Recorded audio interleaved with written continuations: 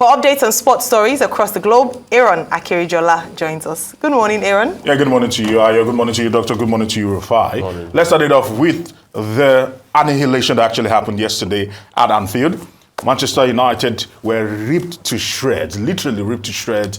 No thanks to goals from Cody Gakpo getting the brace, Nunes also getting the brace, and not forget Mohamed Salah, the record-setting man, also getting a brace for himself and also setting a record right in the history of Liverpool. We'll talk about that in a moment. But Manchester United were completely abysmal on the day. As it stands right now, Liverpool's biggest win. You look at that, Mohamed Salah right now has eclipsed Robert Fowler's record, 128 for Fowler, 129 for Mohamed Salah. That's a big one. The Egyptian has just completely written his name in gold in Liverpool, and they always remember him. Of course, Fowler actually tweeting and congratulating Mohamed Salah for that particular feat, and it made it even sweeter, the fact that it was against their arch rivals, Manchester United. You look at that, and you look at all his contributions to Liverpool over the years. This season has not been the Mohamed Salah kind of season. It's only spectacular for him, but I must say that he's actually risen when it matters the most. But the point right now is this: with Manchester United, or rather with Liverpool beating Manchester United this scandalously, can they now go, or can you say that if you go into the Champions League, Real Madrid against Liverpool, maybe there's an ominous sign written in the stars that maybe Liverpool can actually engineer a comeback? We'll have to wait and see. But away from that, all right, the new Formula One season got on the way. Of course, Bahrain Grand Prix actually dazzled once again. And I must say kudos to this man, picking up from where he left off in Abu Dhabi last season, Max Verstappen. And the beautiful thing was having this man, Fernando Alonso, in the podium position. And Lewis Hamilton still left red-faced. And once again, the Ferrari team still asking themselves different questions, with Leclerc also falling by the wayside. As it stands right now, Verstappen has picked up where he left off. It was a Red Bull 1 and 2 in that particular victory, and they will be hoping to just continue the way they have actually been going. They have the momentum. Toto Wolff knows this, and they're saying that they need to do something to be able to up the ante.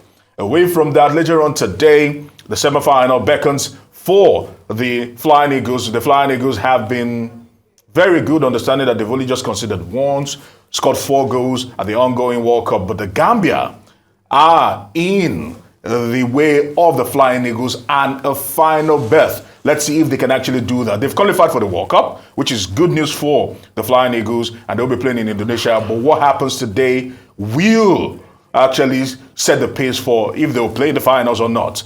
President Muhammadu Buhari has actually issued a statement congratulating them and also wishing them to go for broke. Let's see how that one happens. And finally, the refusal of Novak Djokovic to be vaccinated still comes back to haunt him.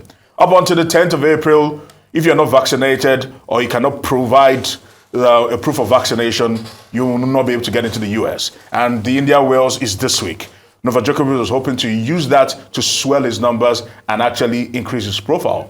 But that will not happen because at the moment, he's unvaccinated and he's not eligible to even fly into the US, talk more of even playing the India-Wales.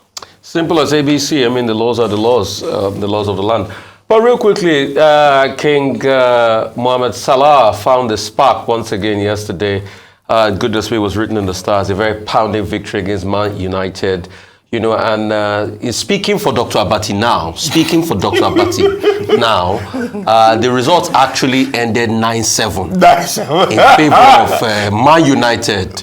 You can challenge me anywhere you want. Go to court. Divock Origi actually came to do the magic. You know, speaking for Dr. Abati now, moving on. I'm not saying anything more than that. But Formula One started yesterday. Goodness me, the race was good. It got to a point, I think the problem still persisted with the Mercedes car. Hamilton had the problem, George Russell also had the problem. But, you know, the Red Bull cars were very good, very balanced on the ground.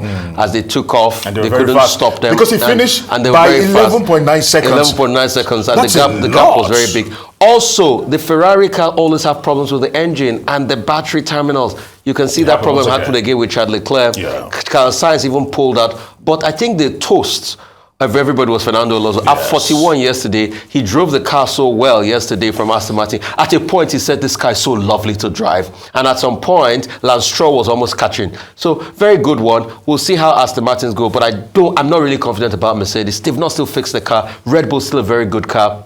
Ferrari car still having problems. Well, the superiority of Verstappen was to be expected. Yeah. There was nothing surprising in that regard. It was Alonso, who stole the show, who did very well, who became the star of the day. Yeah. He was in 7th position. Yeah. And he was able to come from the 7th position to end on the podium. 2 of them from Aston Martin, on the podium. Perez and Alonso. But it looks like this is the first, of the series in Formula One. And it's got off to a very brilliant, exciting start. Where Eric Ten Hag has been boasting that, look, this is a one-off.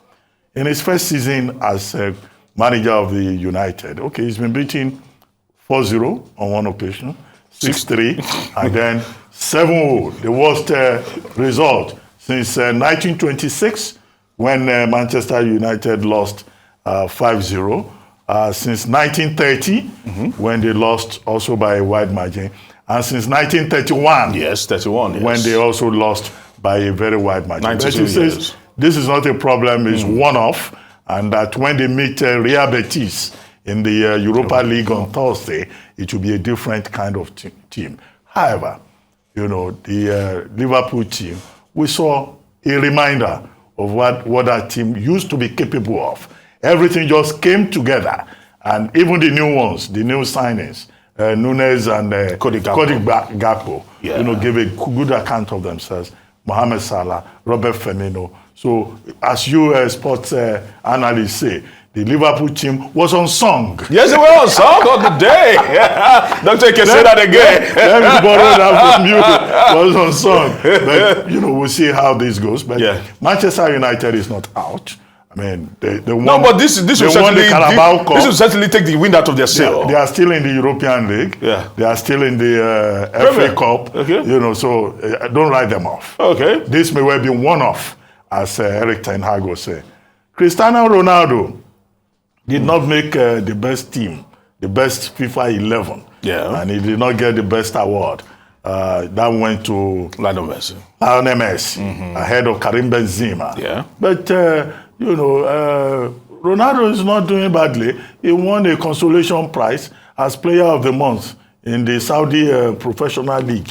No, but he's ripping that league to shreds. Yeah, he's ripping it to shreds. With scoring hat tricks and all of that. So congratulations to him. But even, Doctor, more importantly is the fact that Ronaldo actually sent $350,000 worth of aid to those in Turkey and that Syria region. And you look at that and say that's brilliant. And finally, congratulations to the Arsenal female team who won the Continental League Cup, going ahead of Chelsea that had always dominated them. Yeah. And as for the African Under-20 Nations Cup, where the Flying Eagles have no option. They just must win. They are not scoring. They should not allow Gambia to disgrace us. Anyway, thank you very much. I still just last year, you didn't talk about that Arsenal fantastic win on Saturday. Time did not permit permit us to do that, but what a comeback it was. Thank you very much. What a comeback it was. Excellent. All right.